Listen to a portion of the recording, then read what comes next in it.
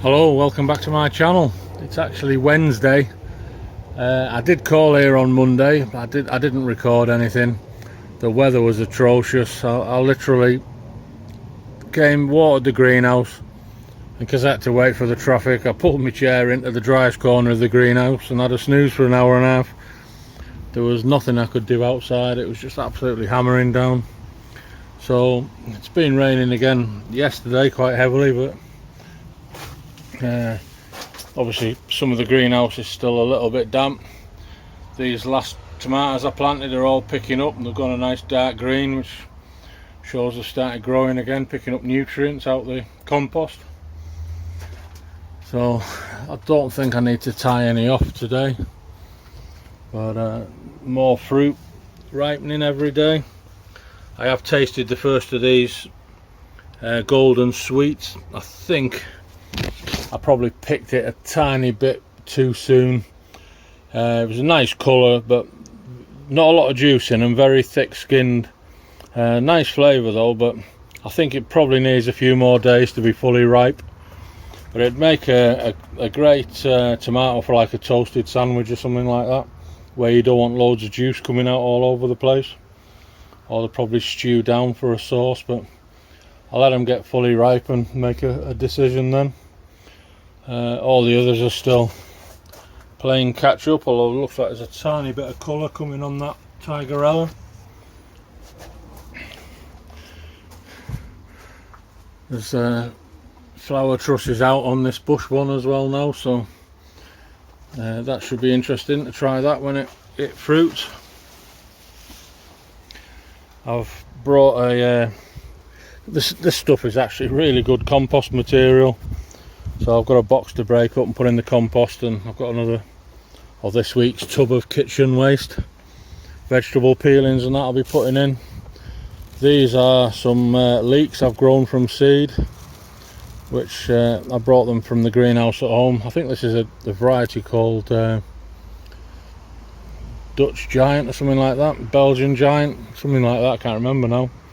But I'm going to stick them in some of the spaces in these tyres where I planted the squashes last. Hopefully Bulgarian Giant, that's the one. Hopefully they'll thicken up. They might not reach full maturity by harvest time, but they should grow and thicken up a fair bit.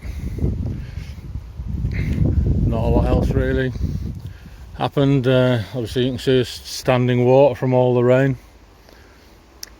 Thousands of if I walk near it, there's like thousands of flies seem to take to the,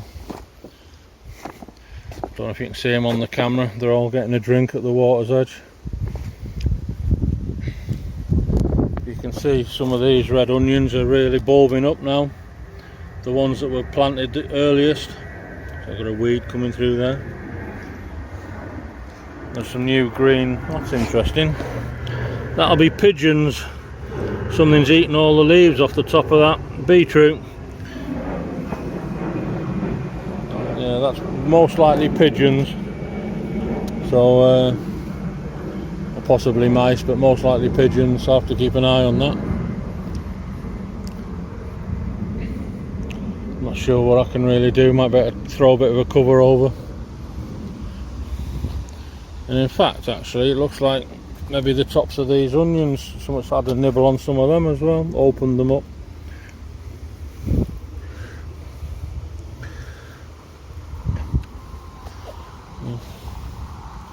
I don't know what the answer is. There's always something trying to eat you. When you try and grow things, always something wants to eat it before you. Whether that's two-legged or four-legged, unfortunately. Or two-winged even. So I'll do some of these bits of jobs and I'll bring you back in a bit.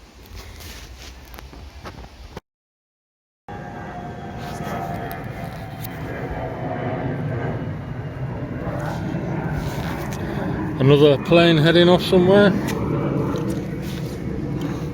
I've put the cardboard in. Any corrugated cardboard's good. It goes a treat in your compost, the worms love it, but just peel off any sort of vinyl or plasticky labels.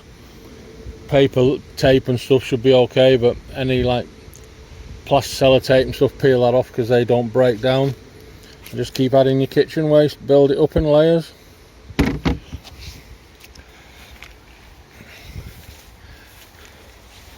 I think Friday will be strimmer time again if it's dry, get these nettles and that knocked back down. So I've planted a few of the clumps of these leeks in the spaces in these tyres. Put one in here as well, the last one, so they're all planted. Hopefully they should come up, we'll see how they do. Potatoes and that's still looking okay. I'm not entirely sure what this corn's going to do, but there are a few ears of corn forming, so with any luck I might get a few, even if they're baby corn size. I've watered the greenhouse, for not everything needed water, but watered the plants that needed it, so just need some good sunny days again to get these all ripening up and growing along. That bush one looks actually quite a pale green, that, but it's got a few flower stalks on it, fruit trusses are forming, so looking forward to trying them. So I need to lock my shed up and take my stuff back home with me, and I'll be back on Friday. So thanks for watching so far. Another shower happening, I think, somewhere over there. Hello, welcome back to the channel. It's Friday afternoon, and in typical British weather fashion, it's raining again. So I finished work, it's early afternoon. I'm in my greenhouse at the allotment. I know when I turn up here on a Friday, I normally bring a sandwich or something, so I'll be eating my lunch sat in the greenhouse. I shall water the tomatoes that need it, though probably only half of them do, because some of them are catching rainwater through the open roof. I'll water the ones that aren't getting that rainwater, and then I'll probably head home. So I might have a look at one of my other projects when I get home, see if I can do something with one of them instead this afternoon, as obviously it'll be raining where I live as well, so everything will be soggy there. So I shall catch you again in a bit.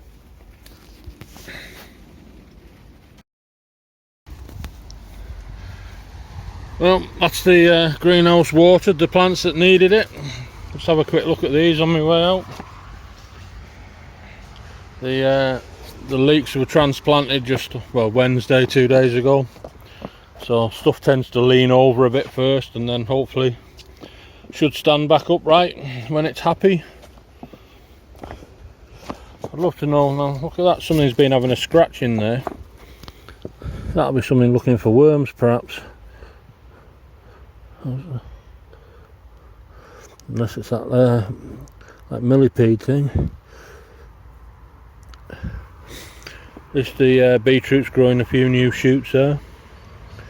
It's interesting. The birds battered a snail around here. Just dripping coffee there on the plants. So these all look okay. Them bulbs are filling out nicely.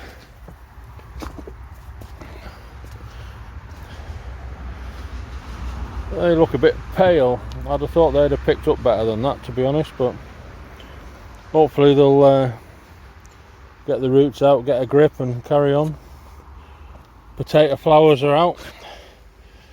I don't know if you can actually grow potatoes from seeds as such. It might be interesting to try.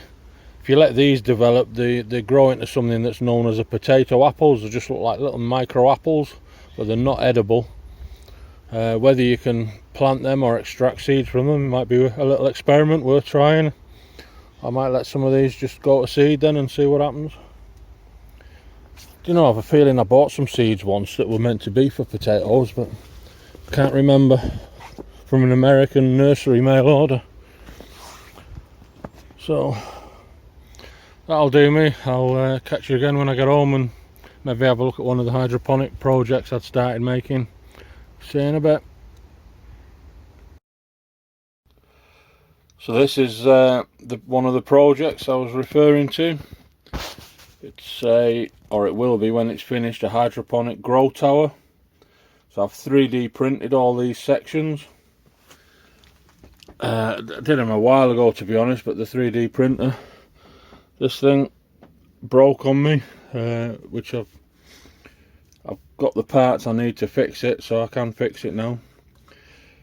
Each of these sections interlocks, and I'll end up with like 8 sections tall. Each section takes 3 2-inch pots. I've still got to dress all these little wisps and things out. I've got a barrel which I'll be attaching it to. It'll be, unlike my allotment thing which runs on solar, this is going to be mains powered. I've got some a pump that will go in there, and it uses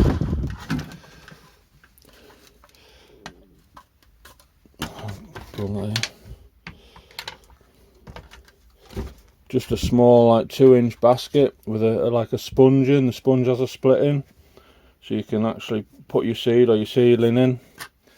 It works on an ebb and flood principle. I've not designed this, it's an American gentleman who designed it. It is available to download and print, but unfortunately, being American, it's imperial, so our like 50mm baskets are a bit of a loose fit, so I've designed these rings that will press in and it all holds still.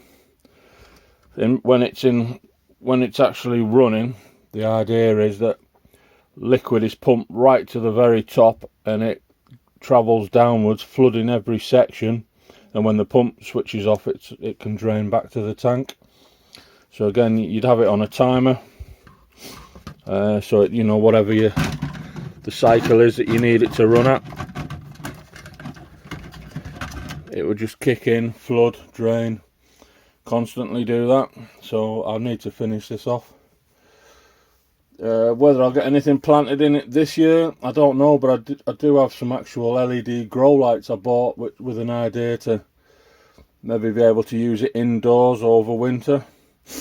So I'm not going to do this as part of the allotment videos, but I will do it as a separate project video. So I just wanted to show you this before I finalise the video. I've just got to work out a way, possibly with the Dremel there, just cleaning all these wisps out the inside. I have another project I might do just before this, because obviously I don't want a lot of plastic dust and wisps going everywhere. So one of the other things I've been working on is like a cyclone dust extractor to attach to a hoover. So I might do that first as a project, and then I'll get back to trying to finish this off, but I just wanted to show that. So anyway, thanks for watching. Cheers now.